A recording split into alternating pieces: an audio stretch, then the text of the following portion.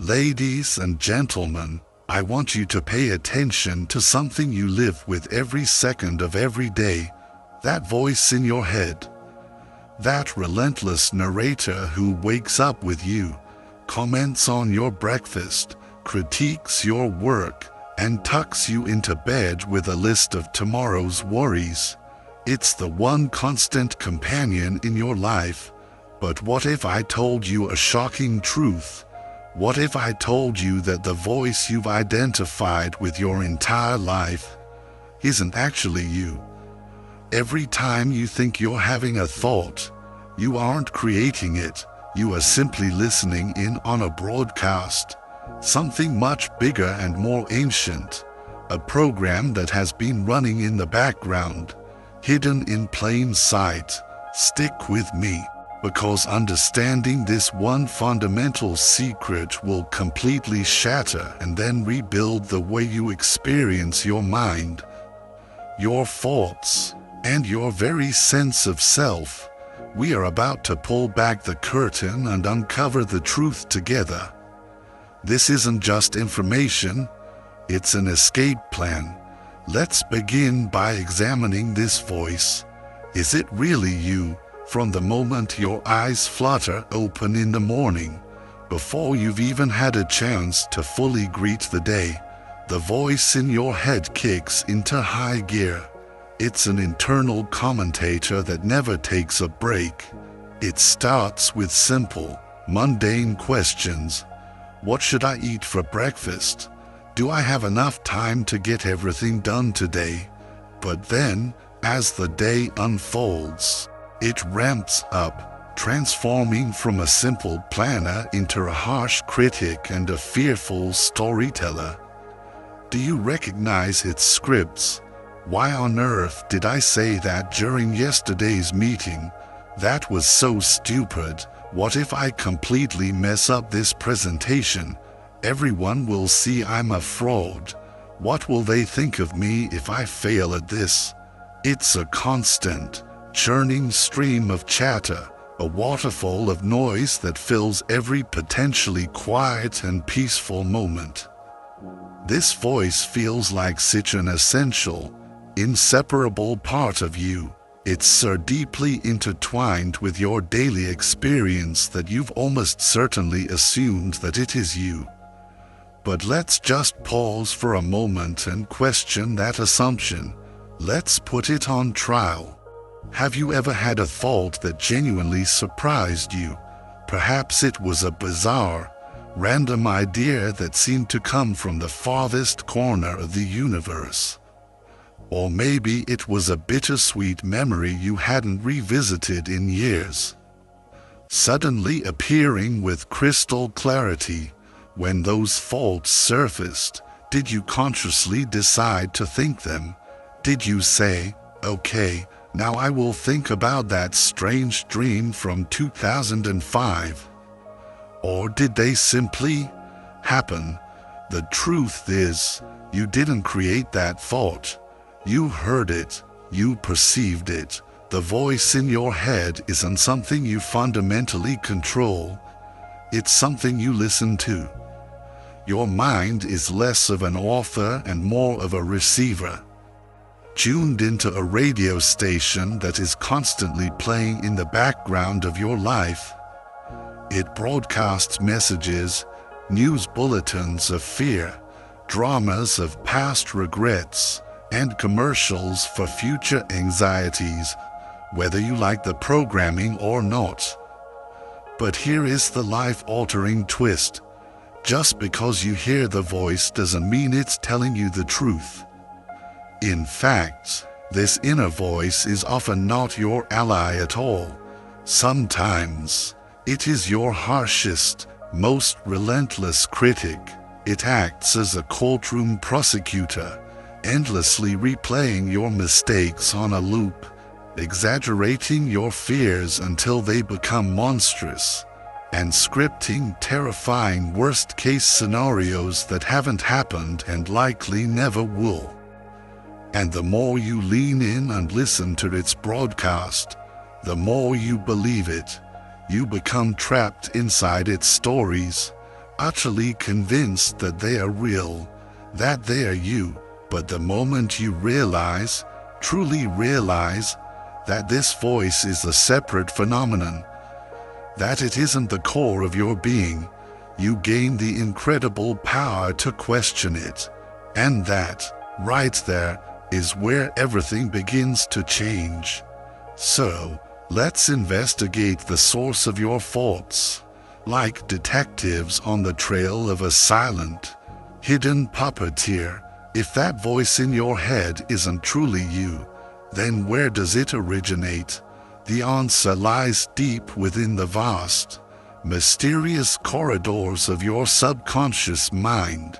Imagine your brain is a massive, biological supercomputer, constantly processing billions of bits of information behind the scenes, far below your conscious awareness. Your subconscious mind is the operating system for this computer. It's a vast, silent archive that has taken every single thing you've ever experienced, every scraped knee from childhood, every word of praise, every heartbreak, every belief you've absorbed from your parents and teachers, and it uses that mountain of data to generate the thoughts you hear. But here is where it gets incredibly tricky. Your subconscious doesn't always work in your best interest. Its primary, biological job is to keep you safe, not necessarily to make you happy or fulfilled. It filters all potential thoughts through the primitive lens of survival. Let's say you've had a bad experience with public speaking years ago. Your subconscious remembers that sting of embarrassment or failure, and, in an attempt to protect you from ever feeling it again, it generates thoughts like, "What if I mess up again? I'm just not good at this." These thoughts aren't based on the objective reality of your current skills. They're echoes based on old fear. This is precisely why the voice in your head so often focuses on the negative. It's trying to protect you by constantly preparing you for the worst. But in doing so, it severely limits you. It keeps you stuck in old, self-sabotaging patterns, replaying the same fears and doubts over and over again, like a scratched record stuck on the same painful groove. And unless you consciously recognize what's happening, you'll just keep dancing to the same sad, familiar tune. What's even more fascinating, and a little unsettling, is that many of these core beliefs and thought programs aren't even your own. They have been influenced, and in many cases installed, by external factors, society, your family, your culture. Take a moment and think about the beliefs you hold about success, about relationships, or even about your own self-worth. How many of those beliefs did you consciously and deliberately choose for yourself? And how many were programmed into you by the world around you long before you could even question them? The voice in your head is often like a puppet, and your subconscious programming is pulling the strings. But here is the most empowering news you will hear today. The moment you become aware that you are watching a puppet show, you can begin to see the strings. And once you see the strings, you can start to cut them. You can take back control from the puppeteer. And that is when your entire life begins to transform. This leads us to a crucial question. If the voice in your head so often causes stress, doubt, and negativity, why do we keep listening to it? Why can't we just turn it off? The answer lies in something surprisingly simple, yet profound. We are addicted to it. Listening to our thoughts, even when they are painfully critical, gives us a coherent sense of identity. It reinforces the story of who we think we are. If the voice constantly whispers, "You're not good enough," we tend to believe it because it fits the narrative we've been telling ourselves. Perhaps for years, this story, our personal drama, becomes our comfort zone, even if it's a painful and restrictive zone. It's familiar. It's like wearing an old, worn-out pair of shoes that pinch your feet. They hurt, but they're your shoes. They are known to you. On top of that, the voice in your head is an incredibly persuasive storyteller. It doesn't just state cold, hard facts. It weaves intricate narratives, complete with emotional soundtracks. It tells you why you failed, constructs elaborate reasons why people don't like you, and paints a vivid picture of why you'll never succeed. These stories feel so real because they are directly tied to your emotions. The more you emotionally engage with them, the stronger the neural pathways become, and the louder the voice gets. It's a self-perpetuating cycle. The voice speaks. You react with emotion, and your emotional reaction feeds the voice, making it even stronger for its next performance. But here's the secret. You don't have to keep buying tickets to the show. The voice is only loud because it craves your attention. You have the power to simply turn your attention elsewhere. Think of it like sitting by the side of a busy road. The faults are the cars, constantly passing by. Some are fast and loud, others are slow and quiet. But you don't have to chase after every car. Jump inside and go for a ride. You can simply sit on the grass and watch them pass. This simple act of observing the voice without engaging with it is the first, most powerful step toward breaking free from its grip. One of the most fascinating traps of the mind is its ability to convince you that you are in control of your thoughts. These are my thoughts, you tell yourself, so they must represent who I truly am. But let's examine this illusion more closely. If you were truly and completely in control of your thoughts, wouldn't you always choose to think positively? Wouldn't you select clarity over confusion, confidence over doubt, and peace of mind over anxiety every single time? The very fact that your thoughts so often spiral into fear, relentless self-criticism, and worry is the ultimate proof that they are not entirely under your conscious command. This illusion of control exists because the voice in your head is the master of disguise. It masquerades as you.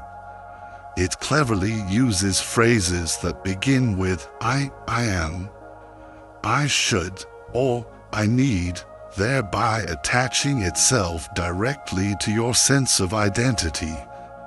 For example, the thought, "I'm not good enough," doesn't feel like just a random passing idea. It feels like a fundamental fact about who you are. The mind uses this strategy to make the voice more convincing, to make you believe that the narrator is the protagonist. But once you recognize this pattern, this linguistic trick, you can begin to break free from its spell.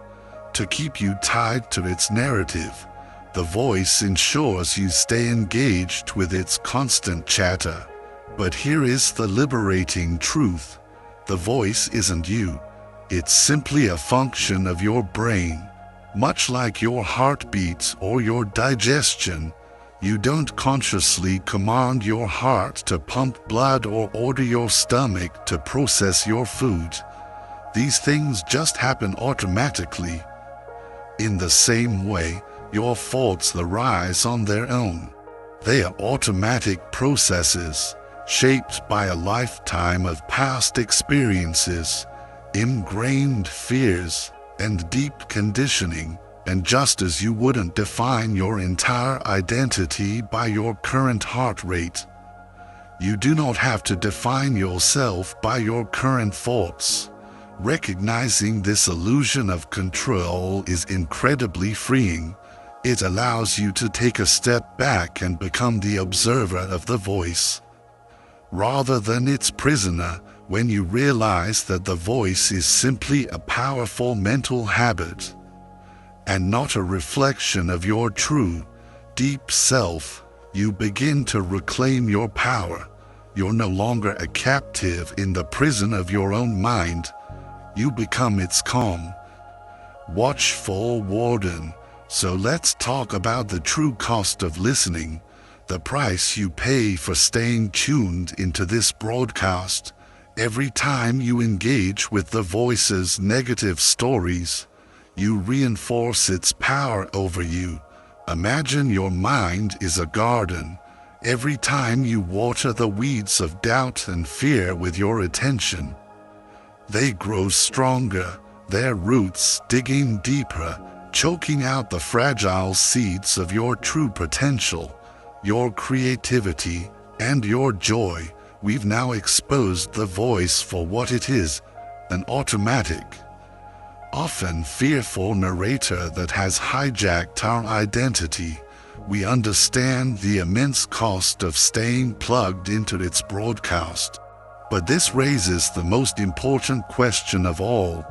If we are not the voice, then who are we, and how do we begin to distinguish that true self from all the mental noise?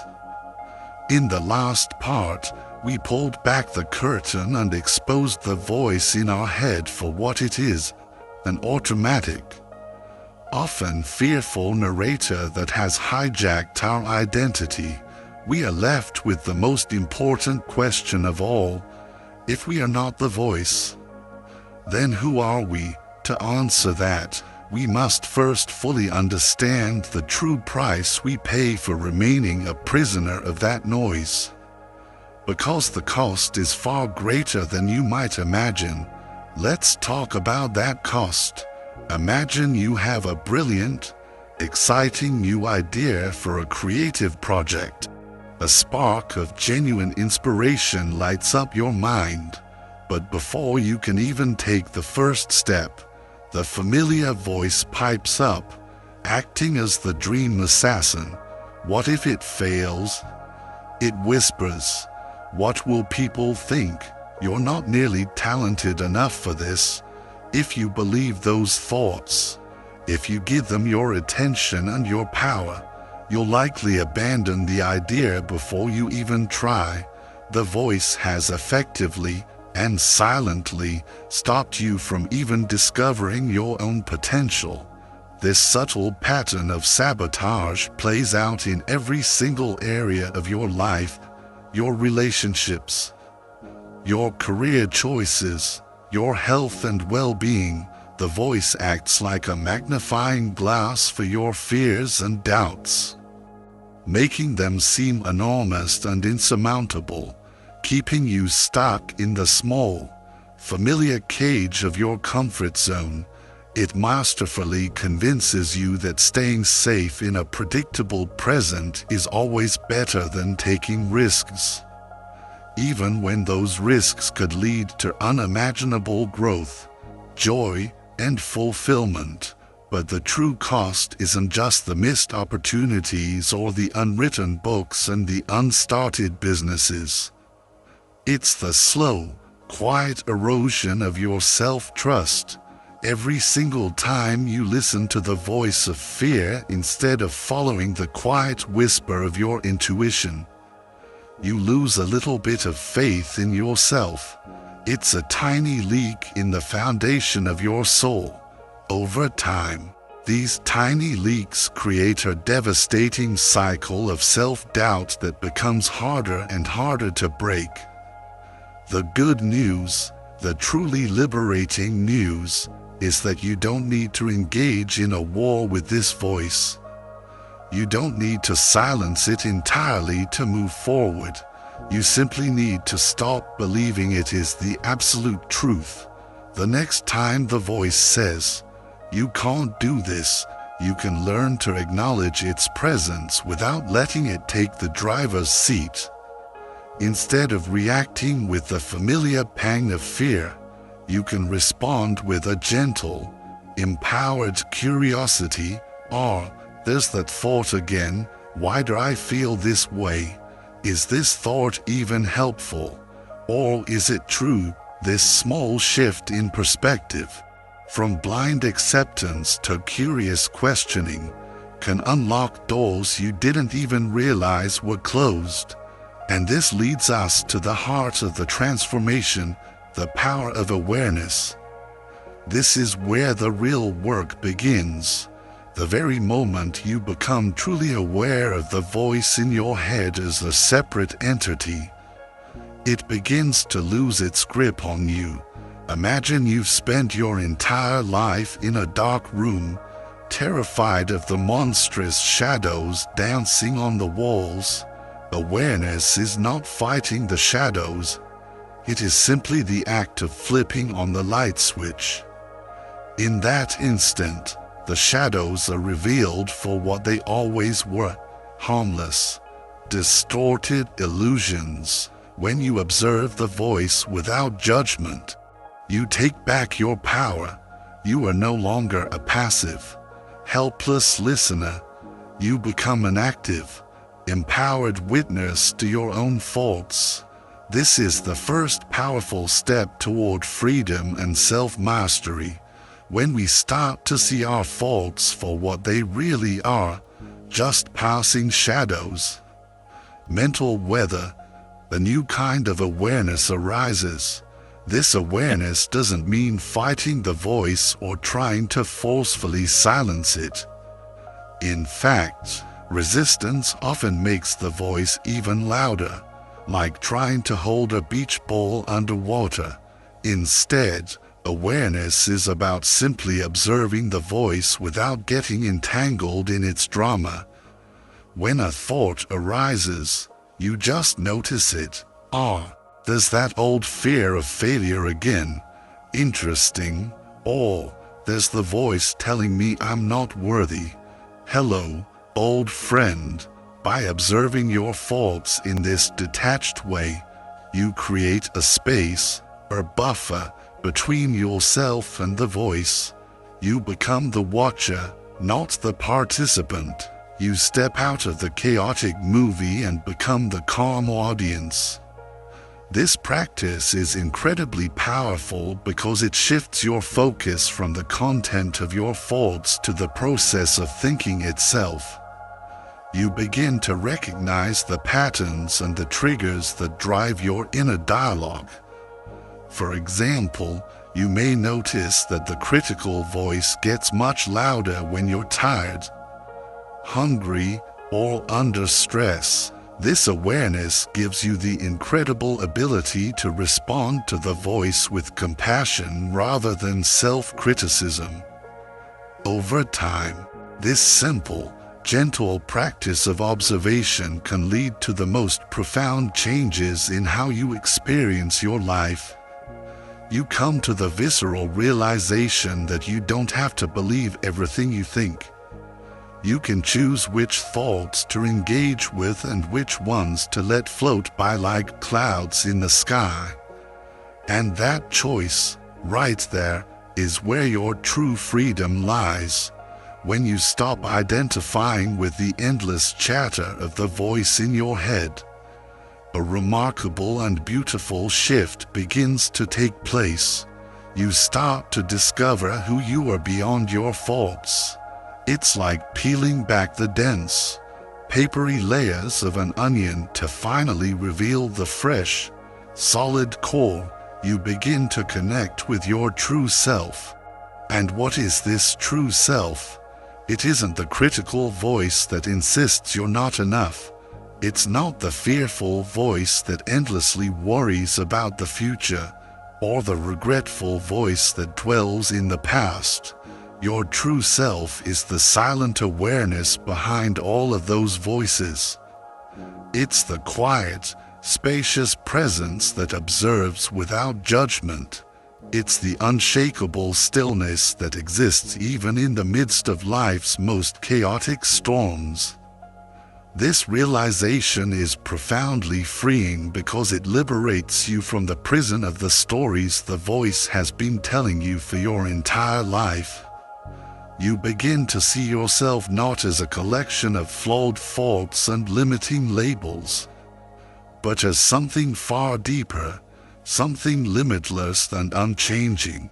This shift isn't just a change in your perspective. It is a return to your natural state of being. Reclaiming your true self doesn't mean the voice in your head will disappear forever. It will still chatter away from time to time, like a noisy neighbor, but it will no longer define you. It will lose its authority. Instead of being controlled by the voice, you'll learn to use it as a simple tool when needed, a servant, not the master of your house. By doing so, you will open the door to a life of authentic peace, clarity, and purpose.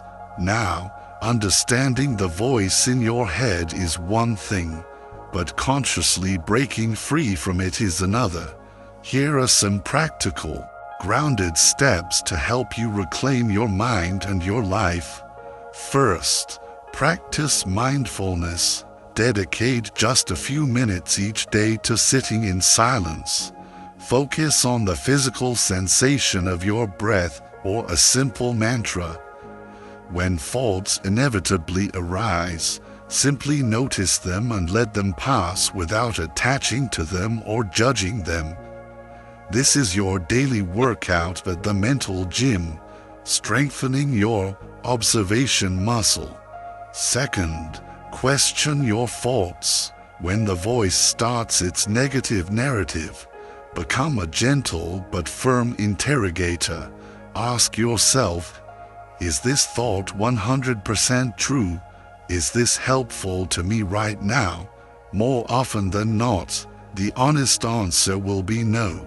This simple act of questioning pierces the illusion and weakens the power of the voice. Third, shift your focus to the present moment. The voice thrives in the past and the future, but it struggles to survive in the vibrant reality of the present. Actively engage your senses. Notice 5 things you can see, 4 things you can feel, 3 things you can hear. This simple practice pulls you out of the mind's chaotic chatter and grounds you firmly in the here and now. Fourth, write it down. Sometimes the best way to deal with the voice is to drag it out from the shadows of your mind and onto a piece of paper. Journaling can help you see your faults more objectively, recognize their repetitive nature, and put them into a much smaller perspective. Often, a thought that feels like a terrifying monster in your head looks like a ridiculous mouse when written down in the light of day. Finally, seek support. Breaking free from a lifetime of conditioning is a journey, and it's not one you have to take alone. Whether it's through therapy, meditation groups, or trusted friends, surrounding yourself with support can make a world of difference. These steps aren't about waging war on the voice. They're about changing your fundamental relationship with it. Over time, you'll find that the voice becomes less intrusive, quieter, and more manageable, and as its volume fades into the background, the clear, quiet signal of your true self will begin to shine through. One of the greatest breakthroughs you can ever have is realizing that you are not your thoughts. For most of us, this concept feels almost impossible to grasp at first, but your thoughts are simply fleeting patterns of energy, automatic processes created by the brain. They arise, exist for a moment, and then disappear, just like clouds passing through the vast, open sky. Let's use one final, powerful image. Imagine standing on the bank of a wide, flowing river. That river represents the stream of your consciousness, and the flowing water, with all its debris, leaves, and currents, represents your thoughts. Most of us spend our lives thrashing about in the river, grabbing onto each thought as it flows by, identifying with it, and being carried away by its current. This is my anger, we say, and we hold onto it tightly, even as it pulls us under. But the practice of awareness is the choice to step out of the river. It's the decision to pull yourself onto the warm, solid ground of the river bank. From there, you can sit and simply watch the river flow. You can see the big, heavy log of a sad thought float by, followed by the sparkling current of a happy memory. You observe it all, but you are no longer swept away by it. You realize that you are not the river. You are the unmoving witness on the bank. You are the observer, not the thinker, and once you truly realize this, once you feel it in your bones, a profound sense of freedom emerges. You are no longer controlled by the chaotic stories your mind creates. You are no longer a prisoner of your own thinking. You begin to live from a place of deep clarity, inner peace, and unshakable presence. You finally get to be who you truly are, behind all the noise. This journey is one of the most important you will ever take. And now I want to invite you to take your first active step. In the comments below, share one repetitive thought that you are now choosing to simply observe instead of obey. Declaring it is a powerful act of reclaiming your mind. And if this conversation has resonated with you, if you feel ready to step out of the river and onto the bank, then make sure you subscribe to this channel and ring that notification bell. This isn't just a channel, it's a community for all of us on this journey of awakening. Our work together has only just begun.